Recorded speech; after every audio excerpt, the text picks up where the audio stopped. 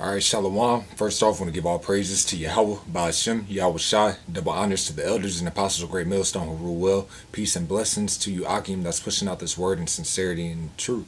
Lord willing, this just be a quick lesson on something that was just kind of resonating in my spirit about how we need to endure, and the attitude that we need to have once we go through things, and to continue and know that whatever comes in our face, whatever trials that we must endure, that we have that same attitude that I'm gonna continue to push this work. And I'm just gonna continue to fight, man, because this is a fight, in this faith. And Lord willing, this just be a little quick hit, but I'm gonna go straight into it. And this is 1 Samuel chapter 2, verse 12. It says, "Now the sons of Eli were sons of Belial. They knew not the Lord." Now, Eli was a priest, and he had these two wicked sons, man, and they were misusing the sacrifices, and they pretty much turned the people's hearts, away from wanting to sacrifice, man, because they were doing so wickedly. But I'm gonna continue on. It says, "And the priest's custom with the people was that when any man offered sacrifice, the priest's servant came while the flesh was in seething, with a flesh hook of 3 teeth in his hand. And he struck it into the pan or kettle or cauldron or pot. All that the flesh hook brought up, the priest took for himself. So they did in Shiloh unto all the Israelites that came thither." So they were taking the sacrifices, And I'm gonna continue on. It says, "Also before they burnt the fat, the priest's servant came and said to the man that sacrificed, Give flesh to roast for the priest, for he will not have sodden flesh of thee, but raw. And if any man said unto him, Let them not fail to burn the fat presently, and then take as much as thy soul desireth, then he would answer him, Nay, but thou shalt give it me now, and if not, I will take it by force." So they were being wicked, man. Saying like, hey, pretty much we're gonna take take your sacrifices, to fill their own bellies, to do whatever they wanted according to their will. And it says, "Wherefore the sin of the young men was very great before the Lord, for men abhorred the offering of the Lord." So yeah, it caused men to hate giving sacrifices because they were gonna go. They were taking it, man. They were deboning it and doing whatever they wanted with it, and it was wicked in the sight of the Lord. And I'm gonna jump down a little bit. Let me see. Salakia. Yeah, this is verse 27. So 1 Samuel 2 and 27. And it says, "And there came a man of the Most High unto Eli, and said unto him, Thus saith the Lord, Did I plainly appear unto the house of thy father when they were in Egypt in Pharaoh's house? And did I choose him out of all the tribes of Israel to be my priest, to offer upon mine altar, to burn incense, to wear an ephod before me? And did I give unto the house of thy father all the offerings made by fire of the children of Israel? Wherefore kick ye at my sacrifice and at mine offering, which I have commanded in my habitation? And honors thy sons above me, to make yourselves fat with the chiefest of all the offerings of Israel my people." So I'm gonna jump back up a little bit. It says, "Wherefore kick ye at my sacrifice and at mine offering, which I have commanded in my habitation, and honors thy sons above me," because knowing that his sons did wickedly, he was supposed to rebuke them, harshly, and correct their acts, and get things in line, and he didn't handle it the way that he was supposed to, And it says, let me see. Wherefore, verse 30, it says, "Wherefore the Lord power of Israel saith, I said indeed that thy house and the house of thy father should walk before me forever. But now Yahweh said, Be it far from me. For them that honor me I will honor, and they that despise me shall be lightly esteemed. Behold, the days come that I will cut off thine arm and the arm of thy father's house, that there shall not be an old man in thine house. And thou shalt see an enemy in my habitation, and all the wealth which the Most High shall give Israel. And there shall not be an old man in thine house forever. And the man of thine whom I shall not cut off from mine altar shall be to consume thine eyes and to grieve thine heart. and all the increase of thine house shall die in the flower of their age. So pretty much it's just the Lord was just telling him, like, you know, you're gonna receive a heavy judgment, and going into the details of what the judgment was gonna be. So you got to think about it, like, you know, Eli, you know, he was a priest or whatnot, and he's hearing what his judgment's gonna have to be from the Lord. You know what I'm saying? And of course, you hear this, you're gonna be grieved, or like, you know, you're gonna be messed up in the spirit about it. You know.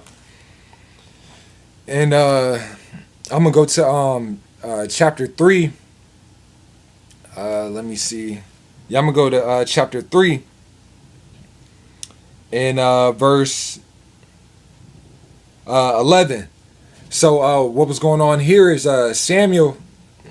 He was being told by the Lord what was going to happen to Eli, and that his judgment was about to come into him. And it says, and the Lord said to Samuel, behold, I will do a thing in Israel, at which both the ears of every one that heareth it shall tingle. And that day I will perform against Eli all things which I have spoken concerning his house. When I begin, I will also make an end. For I have told him that I will judge his house forever for the iniquity which he knoweth, because his sons made themselves vile, and he restrained them not. So that's right. He didn't restrain his sons from continuing in this wickedness that they were doing, you know. And therefore I have sworn unto the house of Eli that the iniquity of Eli's house shall not be purged with sacrifice nor offering forever. And it says, I'm gonna jump down a little bit. I'm going to just jump down to 16. And then it says, then Eli called Samuel and said, Samuel, my son. And he answered, here am I. And he said, what is the thing that the Lord hath said unto thee? So he was just asking, you know, like, what was the message that the Lord sent to you? You know, I pray thee, hide it not from me. The Most High do so to thee, and more also, if thou hide anything from me of all the things that he said unto thee. And Samuel told him every whit. So Samuel told him what his judgment was going to be, what the Lord had told him.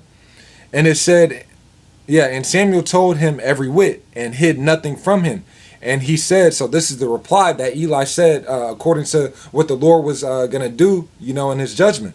And it says, and he said, it is the Lord. Let him do what seemeth him good. So his attitude was like, you know, whatever it is, what the Lord's will, man, let him do what's pleasing unto him.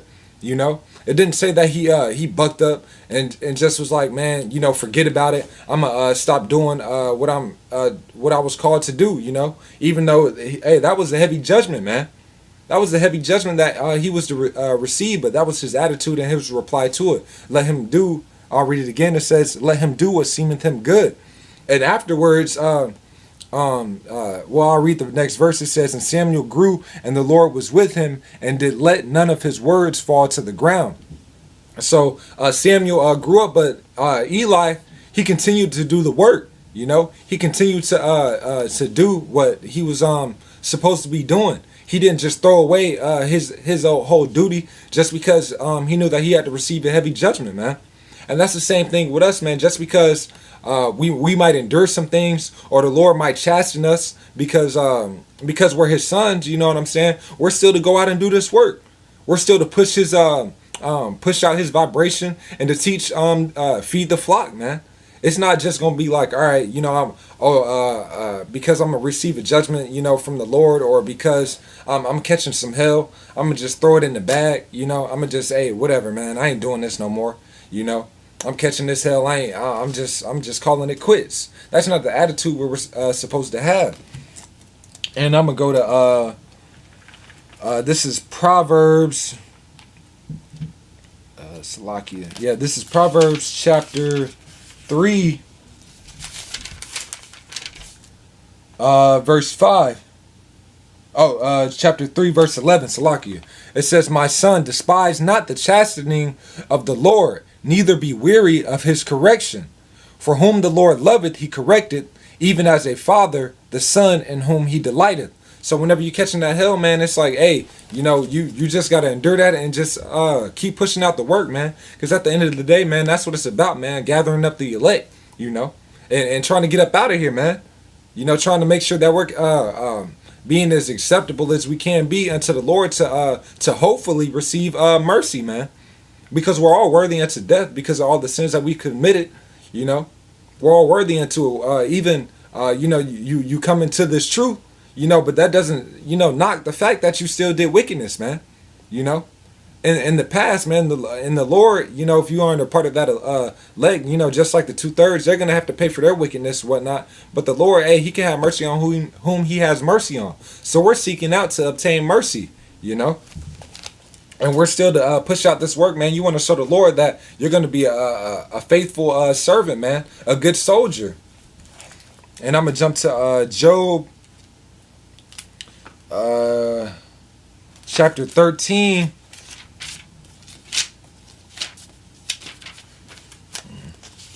Salakia. Yeah, this is Job chapter 13, verse 15. It says, though he slay me, yet will I trust in him, but I will maintain mine own ways before him. So yeah, though we endure these things, man, though the Lord allows us to be tested by certain things, hey, yet are we going to keep his trust in him, man? And that's the attitude we're going to have, man. And there's countless examples in the scriptures. That was just one that I was just thinking about, you know what I'm saying? And hey, he still received that judgment, but the point was he didn't stop doing the work. You know what I'm saying? And Job is a perfect example, man. He caught pure hell, man. Had all his family, you know what I'm saying, to die. Had his woman even come up against him, told him to curse the Most High and die. You know what I'm saying? Lost all his substance, man. And had his body touched. You know what I'm saying? As far as I had to receive those plagues and everything like that, man. But Job still kept his faith, man. And that's the same thing we're supposed to do in this truth, man. So no matter what it is, no matter what we endure, just have that mindset. I'm gonna continue to prove myself to the Lord. I'm gonna continue to fight and contend in this good fight, man, because it is a fight, day in and day out, man. You wake up, you fight demons, man. You might have demons you got to fight in your dreams, man. And those are just little examples, but Lord willing, that was just edifying, man. That was just a quick hit, something that was just on my spirit, and just wanted to share. And Lord willing to just strengthen you brothers up. But with that, I'm gonna just end it right there and just say shalom.